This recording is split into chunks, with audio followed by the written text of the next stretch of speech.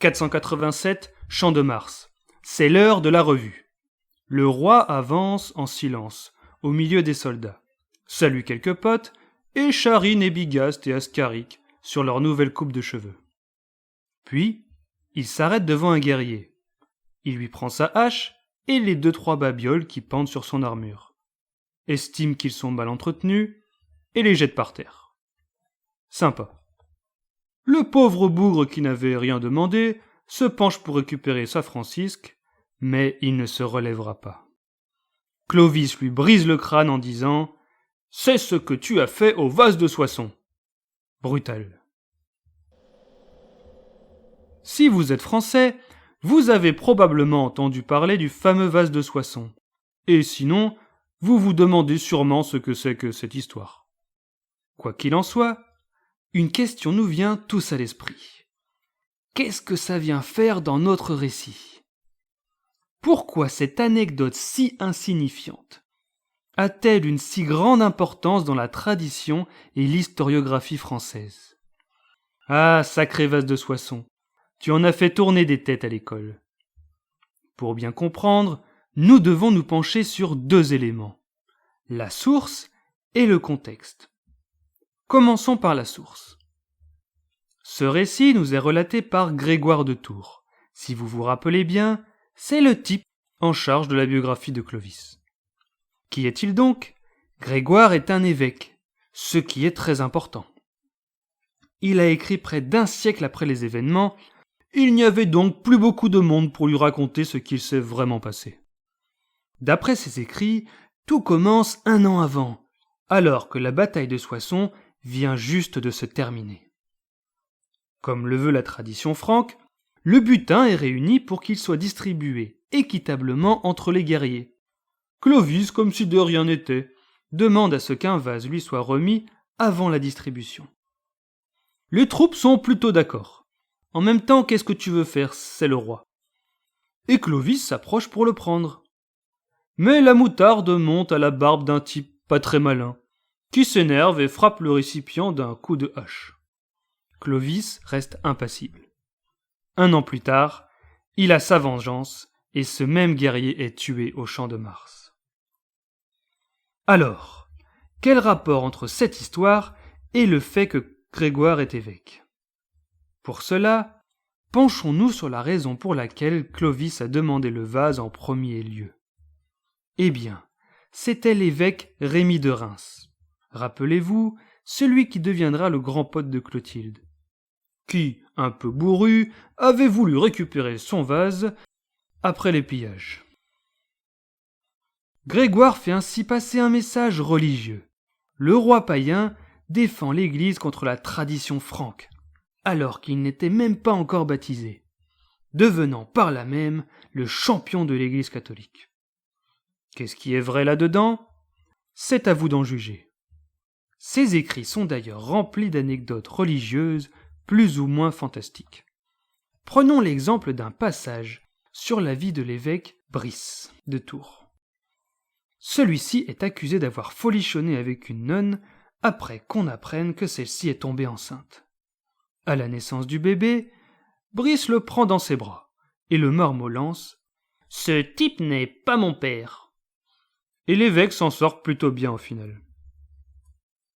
Rappelons-nous toutefois que la tradition orale de l'histoire était plutôt en vogue à l'époque, et que Grégoire a sûrement bénéficié de ces récits pour écrire son livre.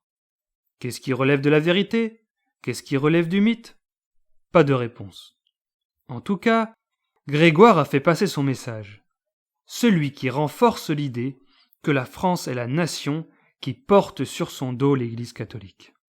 Plus tard, on dira que la France est la fille aînée de l'Église. Et là, tout le monde se dit « Mais c'est injuste ! Les Francs sont les derniers barbares de Gaule à devenir chrétiens. Et les Burgondes, et les Visigoths, pourquoi ce ne seraient pas eux les fils aînés de l'Église ?» Eh bien, les Visigoths, les Ostrogoths, les Burgondes, les Vandales entre autres, sont effectivement bien chrétiens. Mais tous les chrétiens sont-ils catholiques ? Eh bien non. Tous ces barbares hérétiques, en reprenant les mots de Grégoire, sont ariens. Et oui, même à l'époque, la chrétienté était déjà divisée. Et qu'est-ce que l'arianisme alors ? C'est une confession qui est apparue 2 siècles plus tôt. Comme vous l'avez deviné, c'est l'heure du plongeon dans le passé. 256, Cyrénaïque. Un bébé vient de naître. Son nom, Arius. C'est un petit bonhomme plutôt actif que l'on retrouve au début du IVe siècle à Alexandrie, ville explosive sur les questions religieuses. Il bosse là-bas avec son nouveau pote l'évêque Alexandre, d'Alexandrie donc. S'ennuyant un peu, et voyant qu'il n'y avait pas suffisamment de bordel dans le dogme chrétien, il remue tout ça et expose sa propre doctrine. Alors là, ce n'est vraiment pas simple. Donc on va résumer ça rapidement. En gros, il nie en quelque sorte la Trinité et affirme que Jésus, le Saint-Esprit et Dieu ne font pas partie de la même substance et que Jésus-Christ est inférieur au Père. Bon, c'est très simplifié. Quoi qu'il en soit, ça a foutu un gros désordre que l'empereur Constantin a voulu résoudre définitivement lors du concile de Nicée en 325. Cette réunion pacifique a définitivement rejeté la conception d'Arius qui est alors devenu hérétique. Mais en fait, rien ne s'est réglé et l'arianisme s'est propagé en Europe. Parlons maintenant du contexte. Nous pouvons revenir à nos chers peuples barbares. Cette confession comportait 2 avantages pour les peuples germaniques. 1. Elle se rapproche plus de leurs traditionnelles croyances, voyant la séparation du Père et du Fils comme une forme de panthéon à la manière de leur Dieu. 2. Le roi n'est pas subordonné au pape et garde son autonomie. Faut pas abuser quand même. Clovis, vraiment pas bête, saura où trouver son intérêt. Et Grégoire entend bien relier, autant qu'il peut, le règne de ce roi avec l'autorité divine. Nous pouvons maintenant revenir à notre histoire, et plus particulièrement à Clotilde. Rappelez-vous, la princesse burgonde qui a épousé Clovis et qui tente sans arrêt de le convaincre de devenir catholique. Et là, vous devez sûrement vous poser une question. Ou peut-être pas, peu importe. Si Clotilde est burgonde, alors elle est forcément de confession arienne. Et tout ça ne fait aucun sens. Eh bien non. Clotilde est catholique, un héritage qui lui vient sûrement de sa mère.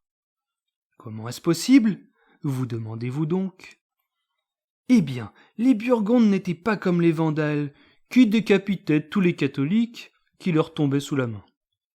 Je parle ici du peuple des Vandales, et ce comportement, à ce moment précis, a sûrement donné naissance au terme vandale utilisé aujourd'hui. Les Burgondes, comme les Visigoths et les Ostrogoths, étaient bien plus tolérants, et il n'est donc pas surprenant de retrouver des catholiques à la cour. Comme quoi ces barbares pouvaient être civilisés de temps en temps. Convaincre le roi de se convertir semble impossible, et quand leur premier fils, Ingomar, naît, Clotilde doit faire un choix, celui de le baptiser en secret, ou de risquer de perdre son âme. Et Arius dans tout ça ? Il meurt à Constantinople de cause inconnue. Mais Grégoire est satisfait car d'après ses écrits, il va tout droit en enfer. Il y a une justice quand même. C'est la fin de cet épisode un peu bordélique qui était toutefois nécessaire pour comprendre la suite. Mais ne vous inquiétez pas, nous revenons dès la semaine prochaine pour un épisode plus chronologique avec la suite des aventures de Clovis, de ses cousins et surtout des coups de hache. N'oubliez donc pas de vous abonner pour ne rien rater et d'aimer cette vidéo pour soutenir notre chaîne.